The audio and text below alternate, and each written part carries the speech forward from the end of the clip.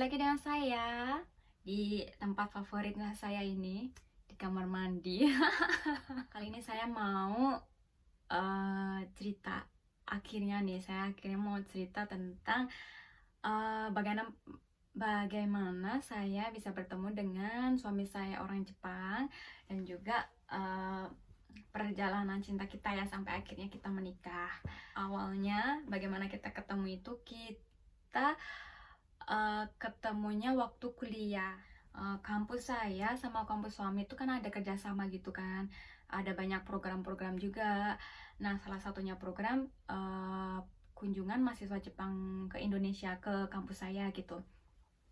Nah, saat itu karena apa namanya, dosen pembimbing di labnya suami saya itu kan dosennya sama dosen pembimbing di angkatan saya. Jadi akhirnya yang diajakin ke Indonesia itu ya suami saya sama dua temennya gitu kan. Yang semuanya itu bimbingannya dosen saya juga, itu dosen saya yang beliau yang orang Jepang ini. Nah, akhirnya datanglah mereka ke Indonesia, ke Bali. Kampus saya kan waktu itu di Bali ya. Terus sebenarnya saya kan sudah semester akhir ya. Jadi saya sudah nggak ikut kuliah, cuman bikin tesis. Nah, waktu itu jadi saya cuma sempat dengar-dengar aja kalau ada mahasiswa Jepang. Cuman karena saya kan nggak ikut kuliah, jadi saya nggak ketemu. Suatu hari ada staff di kampus saya yang berulang tahun. Nah, terus semua mahasiswa kan diundang tuh di rumahnya untuk party, untuk makan-makan. Nah, staffnya ini juga bilang sih ke saya gitu, ayo nanti datang ya, ada mahasiswa Jepang juga loh saya undang gitu kan. Nggak kepikiran sampai yang mau datang karena pengen ketemu sama mahasiswa Jepang itu, enggak gitu kan, karena saya memang pengen datang, pengen rayain ulang tahun teman apa sih kok teman apa sih mbak ini staff. Cuman saya telat karena saya kerja gitu kan, jadi selesai kerja baru bisa ke sana gitu kan. Nah, disitulah saya ketemu sama bapaknya anak-anak suami saya. Gitu, sampai ke sana, pas nyampe tuh kan langsung makan gitu kan. Mbaknya ini nih bilang, ayo kenalin nih mahasiswa Jepangnya gitu kan. Terus akhirnya satu-satu keluar dari ruang makan gitu kan. Mereka keluar nemuin kita di ruang tamu gitu. Akhirnya keluar satu-satu, dan yang terakhir itu bapaknya anak-anak. Dia bilang, oh iya Ayu, aku nanya gitu aja kan, Tatsuya gitu. Mbaknya ini yang bilang, kalian kayaknya seangkatan deh gitu kan. Gitu dah akhirnya ya cuman sebatas itu, jadi ya ngobrol banyak karena kan ada banyak mahasiswa ya, nggak cuman saya sama seangkat teman-teman saya tadi, enggak, banyak banget kan. Jadi ya mereka ngobrol gabung gitulah pokoknya. Jadi saya nggak ada kesempatan sama sekali di situ. Saya belum sempat ngobrol, ya cuman perkenalan itu tadi aja. Setelah gitu. Acara itu tuh, acara party, kita tuh masih kadang ketemu gitu, tapi nggak yang cuman ketemunya papasan gitu loh, say hello doang, hai kamu, oh ya ayo gitu doang. Jadi belum ngobrol lagi gitu loh. Terus ada acara gitu ceritanya, ada acara di kampus, outbound, dan bapaknya anak-anak sama teman-temannya ini juga datang. Terus habis itu akhirnya acaranya selesai. Sampai acara itu pun saya juga nggak ngobrol, nggak ada waktu berdua, nggak ada kesempatan untuk berdua ngobrol sama suami gitu, nggak ada, sama ini bapaknya anak-anak itu nggak ada gitu loh. Jadi akhirnya nih yang lucu nih, sampai pas acara selesai nih, acara udah selesai kan. Nah, yang lain kan udah pada jalan keluar mau ke bis, ke parkiran, mau naik ke bis gitu kan. Karena suami sama teman-temannya, suami saya ini sama teman-temannya kan pulangnya nggak ikut bis, tapi barengan sama dosen saya yang Jepang itu naik mobil. Nah, teman saya minta ditemenin di toilet, temenin dong di toilet mbak gitu kan. Terus ya udah saya nungguin dia di luar gitu, di luar kamar mandi. Di situ tuh saya ketemu sama bapaknya anak-anak. Ini yang lucu, tau gak sih? Jadi ya ngobrol, masih nunggu? Iya, nunggu siapa? Aku tanya kayak gitu. Dia bilang, oh nunggu ini sensei gitu kan. nanti nggak ikutan bis, dia bilang kayak gitu. Oh gitu, iya gitu doang ngobrol. Terus akhirnya saya lupa, kalau nggak salah suami saya yang apa sih minta kontak duluan gitu, apa sih, email kalau nggak salah. Saya lupa waktu itu, pokoknya kita tukeran email gitulah, tukeran email. Saya catat email saya di buku notebooknya dia gitu, saya tulis. Dan saya kayaknya nggak minta deh, saya lupa, kayaknya saya nggak minta emailnya dia. Cuman dia bilang ada email kayak gitu kan saya kasih email saya gitu kan. Saya nggak ada bawa pen, nggak bawa apa-apa waktu itu, karena kalau dia bawa terus kan bukunya dia, notebooknya dia, sama apa nama bawa pen. Jadi dia langsung tulis, terus kita langsung, karena dia harus cepet-cepet pergi kan, ditungguin sama sensei, jadi dia ya udah bye bye gitu doang. Udah, saya itu yang saya bilang tadi ya, saya kan mahasiswa semester akhir, jadi saya ngikut kuliah, sedangkan dia itu ngikut di ruangan kuliah gitu, jadi kan saya nggak bisa ketemu. Saya baru tahu juga nih setelah kita pacaran, suami saya cerita. Jadi dia bilang sama teman-temannya, yuk pindah gitu kan, lagian juga kita nggak perlu ikutan kuliah sebenarnya, pindah di ruangan lab aja gitu kan. Nah kalau di ruangan lab itu kan saya di situ ya, jadi saya, wah ternyata setelah saya cek Facebook atau Skype ya, saya lupa, di situ ada tuh akhirnya, oh di Skype kayaknya, iya di Skype, chattingan bapaknya anak-anak itu, suami saya itu, dia kirim, hai saya Tatsuya, dia bilang gitu kan. Cuman waktu itu saya lupa password masuk Skype itu, jadinya saya nggak buka kan, itu udah lama ternyata. Jadi setelah acara itu tuh dia udah langsung menghubungi saya sebenarnya. Kita apa sih, chatting waktu itu, kita chatting gitu, masih kalau nggak Skype Facebook, saya lupa. Jadi di situ kita chatting dan akhirnya pas suami saya minta sama teman-temannya juga tuh pindah ke lab, ketemulah kita di situ gitu kan. Makin intens lah kita ketemu sama chatting. Jadi kita sering keluar-keluar juga bareng kayak gitu, main-main. Tapi ini ya barengan ya, bukan kita cuma berdua aja gitu, enggak, barengan sama teman-teman yang lain. Nah, pernah suatu hari nih saya kan kalau kita pas nggak ketemu di lab gitu, kita sering chatting ya. Kan aku cerita, kamu kan, dia tinggalnya waktu itu di hotelnya deket di Sanur. Aku bilang, kenapa kamu nggak pergi ke Sanur ngeliat sunrise gitu, pasti bagus banget di sana gitu. Terus ya udah, terus dia bilang ya udah ayo gitu kan, dia ngajakin. Gimana dong, masa berdua doang gitu kan, malu ya. Akhirnya saya ngajakin teman-teman yang lain. Nah waktu udah pacaran nih, kita ngobrol gitu, dia bilang, orang saya ngajakin dirimu gitu kan, kenapa kamu ngajakin orang lain? Jadi ternyata sebenarnya dia tuh mau ngajakin berdua doang, cuman kan saya malu ya, tiba-tiba datang gitu, ketemu dan berdua ngajakin. Oh my god, nggak mungkin banget. Jadi waktu itu ya udah, saya ngajakin temen-temen yang lain kan gitu. Terus pernah juga gitu kan, apa sih, dia punya janji ngebeliin saya es krim gitu kan. Nah pas di lab itu, kita kan pas ngumpul di lab, terus dia akhirnya nanya, gimana jadi mau tak beliin es krim nih gitu kan. Akhirnya oh iya mau dong gitu. Cuman kan saya juga malu kalau cuma berdua aja gitu kan. Akhirnya saya bilang, oh ya ngajakin yang lain ya gitu. Jadi akhirnya saya ngajakin yang lain juga, jadi dia harus ngebayarin semua. Lucu banget. Jadi dia bilang, kamu juga waktu itu ngapain juga ngajak yang lain, orang dia pengennya berdua gitu kan. Cuman saya malu ya. Pernah juga nih momen nih, akhirnya kan yang pas sunset itu tadi kita pergi ya, ketemuan gitu, akhirnya ngajakin teman-teman. Saya tuh senangnya di situ gitu, jadi ada waktu berdua kan. Yang lain tuh jalannya cepet banget gitu loh. Waktu itu saya juga salah, pakai sandal, pakainya heels gitu kan, jadi saya nggak nyaman jalan kaki. Dan yang lain jalannya cepet kan, mereka sambil bercanda-bercanda lah apa, akhirnya mereka meninggalkan saya gitu kan. Dan tau gak sih, bapaknya anak-anaknya nungguin saya, jadi dia nungguin saya, barengan kita jalan berdua bareng gitu. Aduh romantis banget.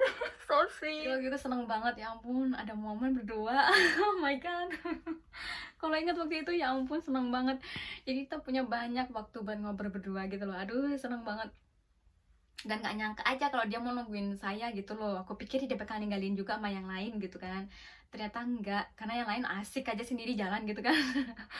Mereka asik ngobrol dan bercanda.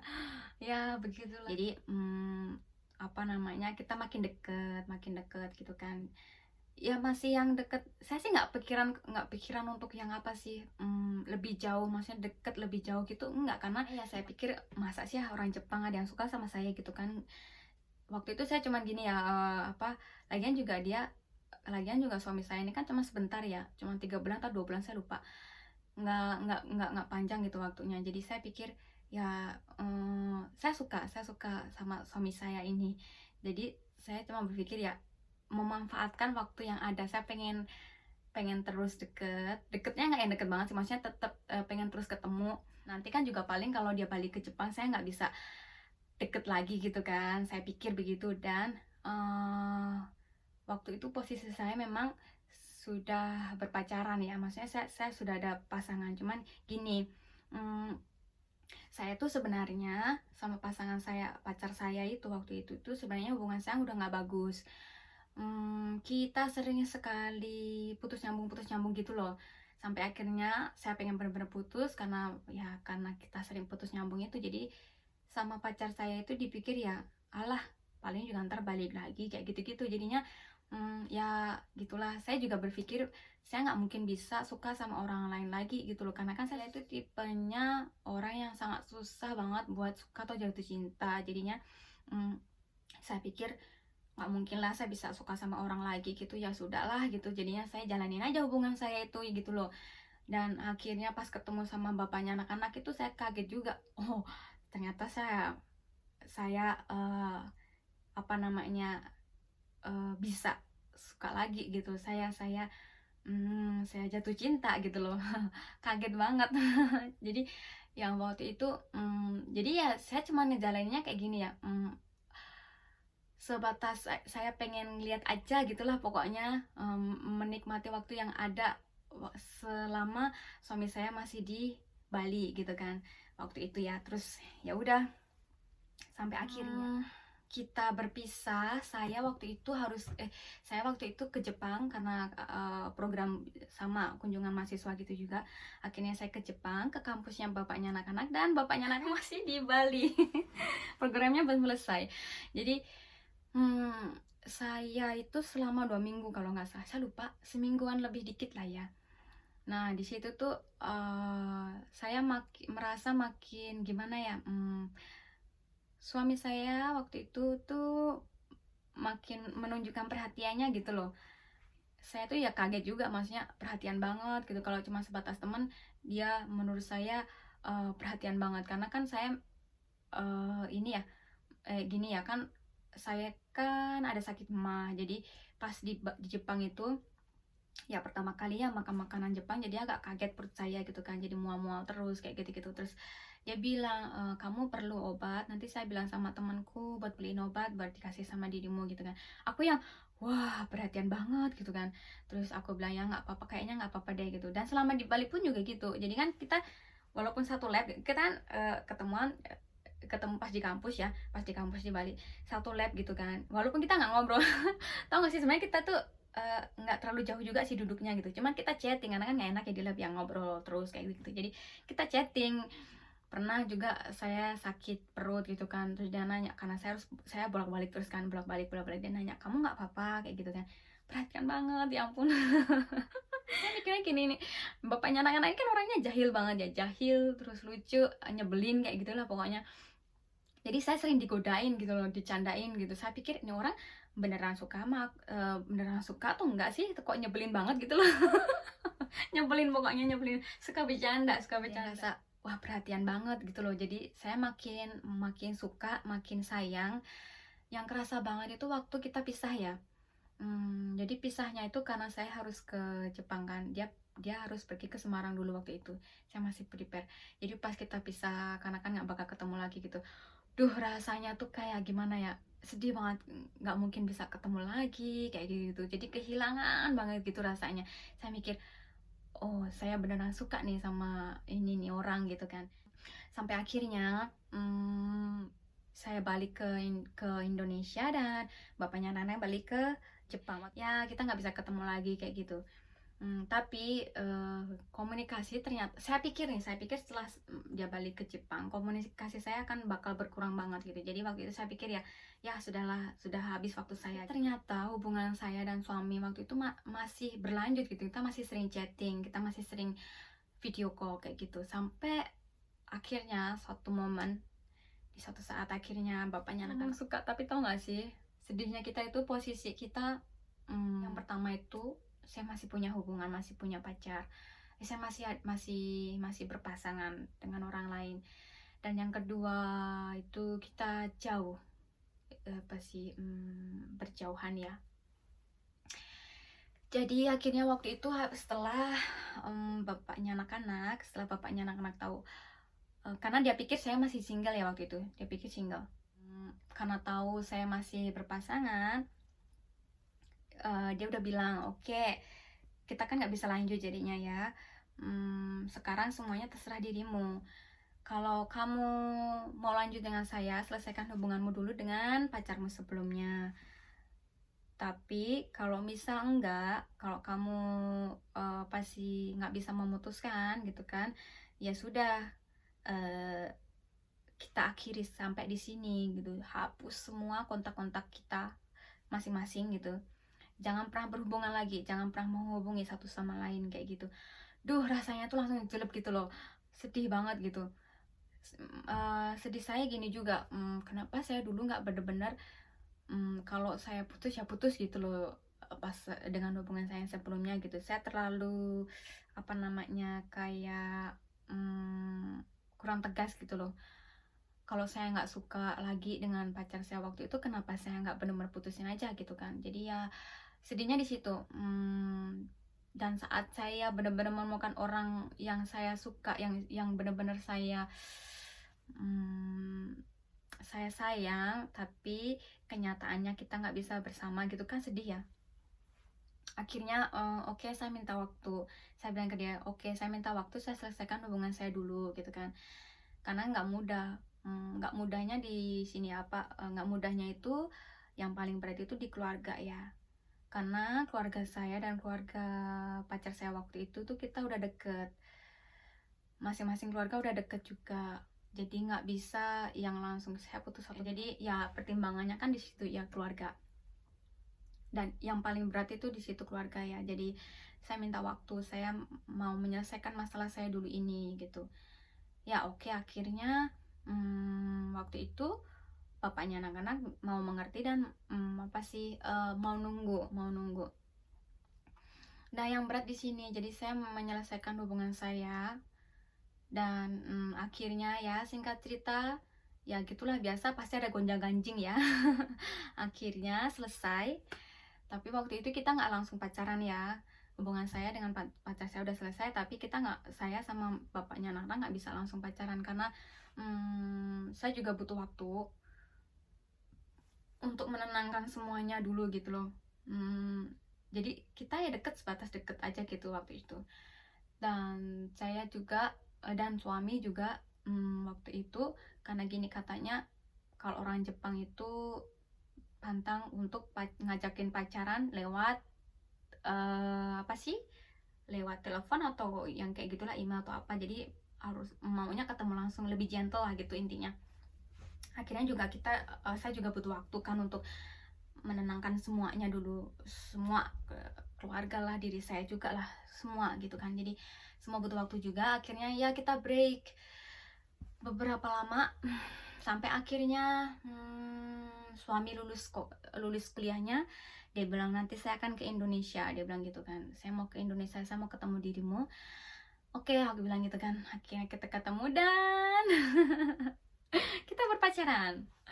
Jadi kita pacaran itu saya lupa, 2012 kayaknya. 2012 kita pacaran. Itu tuh pacaran pun juga berat ya, LDR kan ya. Jadi apa namanya, suami itu ya, bapaknya anak-anak itu setiap tahun tuh kan, kalau di sini ada tiga libur panjang. Bulan Mei, libur musim panas bulan Agustus, sama libur akhir tahun. Jadi setahun itu tiap kali dapat libur panjang itu, suami itu langsung pergi ke Indonesia. Selalu, setiap tahun. Padahal ya, tau gak sih, tiket untuk pergi ke Indonesia waktu untuk yang tiga ini tuh high season semua. Karena ya ini kan libur panjangnya Jepang ya, jadi kan banyak orang yang pergi main-main gitu kan, orang Jepang. Jadi high season semua. Yang paling tinggi itu kan akhir tahun ya. Akhir tahun tuh kan semua tiket pasti melonjak tinggi ya. Jadi semua uang dikeluarin. Berapa kos. Jadi kalau di total nih, saya sama itu, kalau pas waktu itu kita pikir-pikir ya, itu di total-total bisa buat beli mobil, tau gak sih, mobil. Saya juga nggak bisa, jujur saya nggak bisa, LDR tuh susah banget. Nggak bisa, nggak kuat sayanya gitu kan. Setelah lika-liku LDR akhirnya kita menikah. Dan berapa lama ya pacaran? 2012 ya, 13, 14, 15, sekitar 3 tahun kita pacaran dan akhirnya menikah. 2015 kita menikah. Ya begitu aja sih. Kalau untuk menikah, lamaran atau apa, nggak ada yang spesial, karena ya biasalah kan, suami saya tuh orangnya ini ya, nggak romantis. Jadi ya ngajakin nikah gitu aja. Nggak ada yang romantis, nggak ada yang spesial gitu ya. Begitulah lika-liku hubungan saya dengan suami saya.